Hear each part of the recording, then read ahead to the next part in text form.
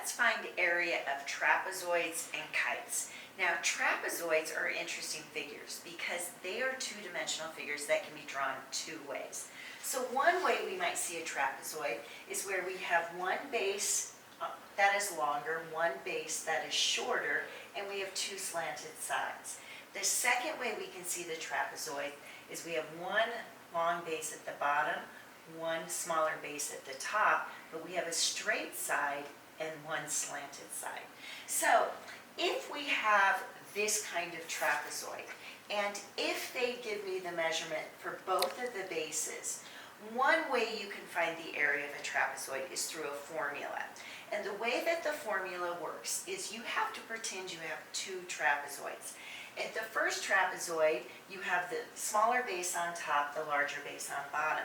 But then you take the second trapezoid and you flip it upside down and you put it right up against the first trapezoid so that the larger base is on top and the smaller base is on bottom.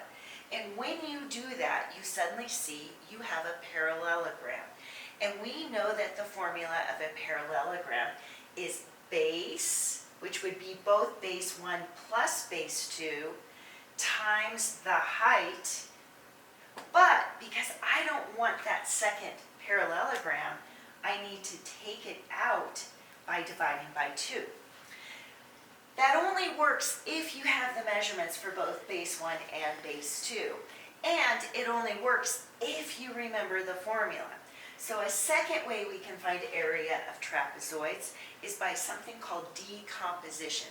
We're breaking that trapezoid down into two different figures that we recognize. So if I took this trapezoid, and I can see that I have the base 1 measurement right there.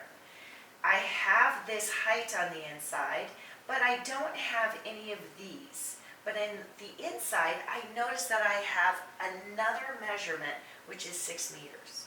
Well, what I can do is I can break that trapezoid down into a rectangle and into a triangle. And all I have to do is take that area of the rectangle and then add it to the area of the triangle. So I'm breaking this down into shapes that I know. Well, I know the formula for area of a rectangle is base times height. And when I just look at this part of the figure, I see my base is 12 and I see my height is 8. So if I just do 12 times 8, I get 96. So right in here, this is 96 meters squared is the area. So now I need to go find the area of this triangle.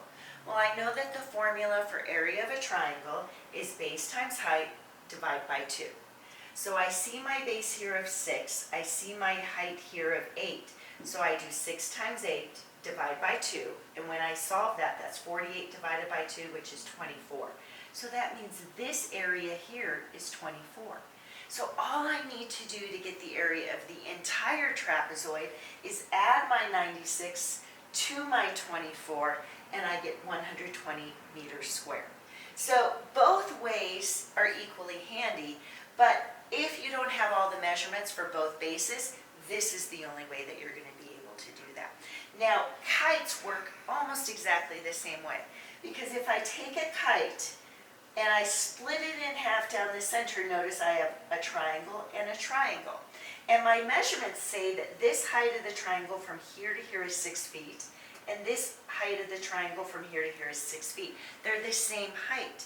And I know my base is going to be the same because I have 8 up to here and then another 9 up to there. So if I put 8 plus 9 together, I get 17. So I see I have one base of a triangle of 17 and one height of a triangle of 6. Well, if I find the area of that one triangle, then it's got to be exactly the same area of the second triangle. So all I would need to do is multiply by 2. So that's what I'm going to do. I'm just going to find the area of this top triangle. Well, I know the formula for area of a triangle is base times height divided by 2. And I already know my base is 8 plus the 9, which is 17. And I know my height of that triangle is 6. So 17 times 6 is 102, but we have to remember to divide it into 2, which means this triangle here is 51 feet squared as its area, which means this triangle also has to be 51 feet squared as its area.